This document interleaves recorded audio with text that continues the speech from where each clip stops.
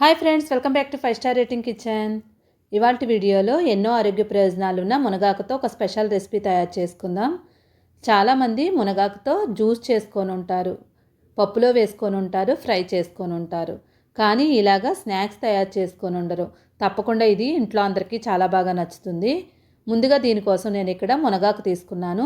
లేత మునగాకు తీసుకుంటున్నాను. లేత మునగాకు అయితే మనం కాడలను కూడా వేసేసుకోవచ్చు. అదే ముదర ఆకులు తీసుకున్నట్లయితే ఓన్లీ ఆకులు మాత్రమే తీసుకోవాలి.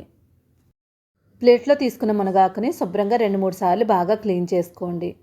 2-3 సార్లు బాగా క్లీన్ చేసుకున్న తర్వాత దీన్ని ఏదైనా ఒక స్ట్రైనర్లో వేసి వడకట్టేసుకొని నీరంతా పోయే వరకు అలానే వదిలేయండి.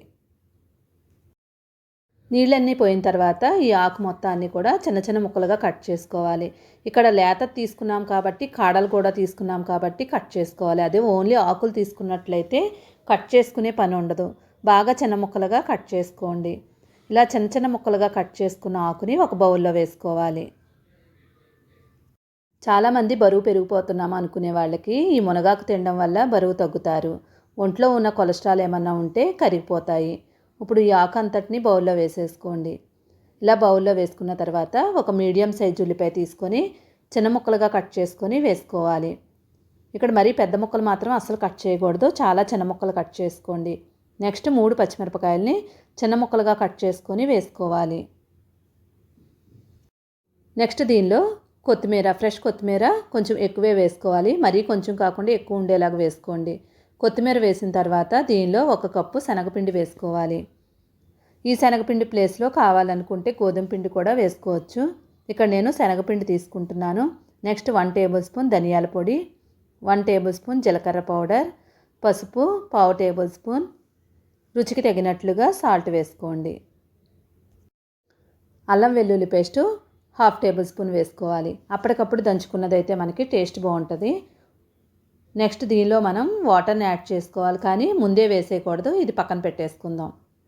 ఇప్పుడు పిండి, మునగాకు, ఉల్లిపాయలు అన్నీ కలిసేలాగా బాగా కలిపేసుకోండి. ఆల్రెడీ మనకి ఉల్లిపాయలో నీరు బయటకు వస్తుంది. ఇంకా మునగాకులో కూడా తడి ఉండడం వల్ల మనకి ఎక్కువ వాటర్ అవసరం ఉండదు, కొంచెం మాత్రమే అవసరం పడుతుంది.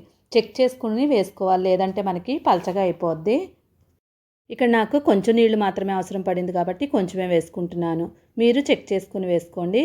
ఈ పిండి చపాతీ పిండి ఎలా కలుపుకుంటామో అలాగా కలుపుకోవాలి. అలా అని మరీ పలచగా కాకుండా గట్టిగా కాకుండా ఉండేలాగా కలుపుకోండి. ఈ పిండి మొత్తం మనకి ఆకుకు పట్టేలాగా కలుపుకోవాలి, అంటే ప్రెస్ చేసుకుంటూ కలుపుకోవాలి. చూడండి, ఇలాగ అయింది కదా. ఇప్పుడు దీన్ని మనం షేప్లా తయారు చేసుకోవాలి. ఇక్కడ నేను సిలిండర్ షేప్లో తయారు చేసుకుంటున్నాను. మీకు కావాలంటే ఓవెల్గా చేసుకోవచ్చు, లేదంటే రౌండ్గా కూడా టిక్కీలాగా కూడా చేసుకోవచ్చు. ఇలా సిలిండర్ షేప్లా చేసుకొని దీన్ని ఒక ప్లేట్లో పెట్టుకోవాలి. ఇలాగే మొత్తం అన్నింటినీ చేసుకొని ప్లేట్లో పెట్టుకోండి. చూడడానికి చాలా ముచ్చటగా ఉండే ఈ హెల్తీ రెసిపీ చూడండి, చూడడానికే బాగుంది కాబట్టి పిల్లలు కూడా ఇష్టంగా తింటారు. ఇవన్నీ ప్లేట్లో పెట్టుకున్న తర్వాత ఇప్పుడు ఒక ఇడ్లీ పాత్ర తీసుకోండి. ఇడ్లీ పాత్రకి మనం ఆవిరి కుడుము పెట్టుకునేది ఉంటే దాన్ని తీసుకోండి, లేదంటే ఇడ్లీ పాత్ర గిన్నె తీసుకొని దానికి ఆయిల్ అప్లై చేయండి. ఇప్పుడు దాని మీద ఇవన్నీ పెట్టేసుకొని ఇప్పుడు ఇడ్లీ పాత్ర పొయ్యి మీద పెట్టుకొని 1 గ్లాసు నీళ్లు వేసుకోండి. నీళ్లు వేసిన తర్వాత సేమ్ మనం ఇడ్లీకి ఎలా ఉడికించుకుంటామో దీన్ని కూడా మంటను లో ఫ్లేమ్ మీద పెట్టేసుకొని 10 నిమిషాల పాటు ఉడికించుకోవాలి. హెల్తీగా చేసుకుంటున్నాం కాబట్టి మనం ఆవిరితో ఉడికించుకుంటున్నాం, డీప్ ఫ్రై చేయకుండా. కావాలనుకున్న వాళ్ళు డీప్ ఫ్రై కూడా తయారు చేసుకోవచ్చు. 5 నిమిషాల నుండి 10 నిమిషాల లోపే మనకి చక్కగా ఉడికిపోద్ది. ఒకసారి చెక్ చేసుకోండి. చేయి పెట్టి చూస్తే చేతికి అస్సలు అంటుకోకూడదు, అప్పుడు మనకి రెడీ అయిపోయినట్టు. లేదనుకుంటే వేడిగా ఉందనిపించిన వాళ్ళు టూత్పిక్ తీసుకొని దాని లోపలికి పెట్టి అంటుకుందో లేదో చూడండి. ఇంకా ఉడికిపోయింది కాబట్టి దీన్ని పక్కన పెట్టుకొని చల్లారనివ్వండి. 5 నిమిషాలు అలానే వదిలేస్తే చక్కగా చల్లారిపోతాయి. కావాలనుకున్న వాళ్ళు ఇలానే తినేయొచ్చు. లేదు అనుకునే వాళ్ళకి దీన్ని స్పెషల్గా తయారు చేసుకుందాం. ఇప్పుడు వీటిని ఒక్కొక్క దాన్ని తీసుకొని ముక్కలుగా కట్ చేసుకోవాలి. ఇక్కడ మనం లావుగా కావాలంటే లావుగా కట్ చేసుకోవచ్చు, సన్నగా కావాలంటే సన్నగా అయినా పర్లేదు, కట్ చేసుకోండి.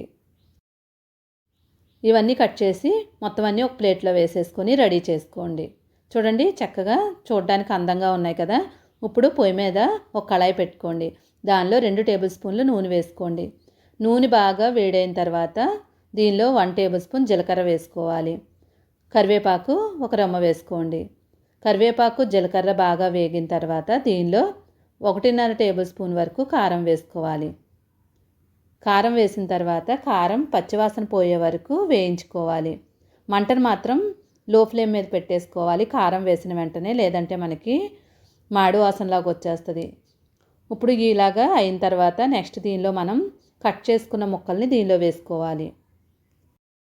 ఈ మునగాకు బీపీ, షుగర్ ఇంకా కొలెస్ట్రాల్ ఎలాంటి వ్యాధులనైనా కూడా తగ్గిస్తుంది. అందువల్లే చాలామంది మునగాకుని ఎక్కువగా తీసుకోమని చెప్తూ ఉంటారు. ఇప్పుడు చాలామంది మునగాకు జ్యూస్లా కూడా తయారు చేసుకుంటున్నారు. కానీ మునగాకు జ్యూస్ తాగాలంటే తాగలేను అనుకునేవాళ్ళు ఇలాగా చక్కగా స్నాక్స్ లాగా తయారు చేసుకోవచ్చు.